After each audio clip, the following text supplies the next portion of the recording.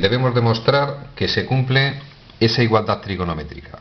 Es decir, no debemos resolver ecuaciones, no es una ecuación, es una identidad o igualdad trigonométrica, debemos demostrar que se cumple. Nos ponemos en situación, analizo los ángulos. Son iguales en todas las expresiones. Segundo razonamiento. Aparecen dos tipos de razones, cotangente y tangente. En general, solemos expresar en función de seno y coseno, pero en este caso es más sencillo expresar todo en función, por ejemplo, de la tangente o en función de la cotangente. Repetimos, no voy a expresar en función de seno y coseno, probablemente sea más fácil demostrar que se cumple la igualdad si expreso en función de tangente o de cotangente. Voy a expresar en función de tangentes, aunque sería más fácil poner aquí una cotangente, pero para acostumbrarnos a operar voy a expresar todo en función de la tangente. Quedaría cotangente inversa de la tangente menos cotangente cuadrado, quedaría 1 entre tangente cuadrado menos 1 partido cotangente inversa de la tangente igual a la tangente de alfa. Llegados a este punto, expresión que debo unificar y consejo que os doy, la separo de la expresión. Voy a tomar primero ese numerador, voy a dejarlo unificado. Me quedaría, si efectuamos común denominador en esa expresión, el común denominador es tangente cuadrado de alfa. Dejamos igual el numerador menos multiplico por tangente cuadrado de alfa. Esa expresión matemática equivale a esa y está dividida entre esa expresión. Está dividida entre 1 entre tangente de alfa. Repetimos, yo solo estoy centrando la atención en esa expresión que es bastante desagradable. La voy a ir simplificando paso a paso, efectúo la división. Se multiplica en cruz.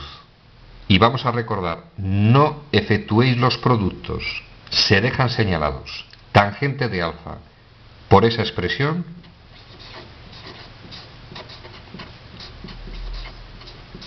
tiene que ser igual a 1 por tangente cuadrado de alfa, es decir, tangente cuadrado de alfa. Perdonad un segundito, estoy haciendo una estupidez.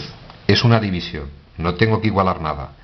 Repetimos, multiplico en cruz, queda en el numerador tangente de alfa por 1 menos tangente cuadrado de alfa y partido de tangente cuadrado de alfa. Es decir, toda esta expresión matemática que tenemos aquí equivale a esa expresión que no debo multiplicar. Me llevo a la expresión y me queda 1 partido de la tangente de alfa menos esa expresión matemática que admite simplificación. Tangente de alfa que multiplica en el numerador. Tangente cuadrado, se va la tangente y anula el cuadrado. Me queda 1 menos tangente cuadrado partido de tangente. 1 menos tangente cuadrado de alfa partido de tangente de alfa. Igual a la tangente de alfa. Analizo la expresión.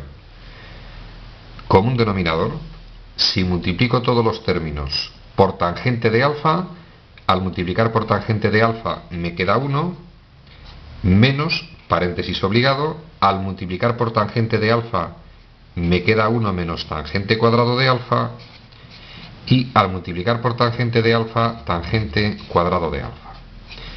Quitamos paréntesis de la expresión, 1 menos 1 más tangente cuadrado igual a tangente cuadrado de alfa.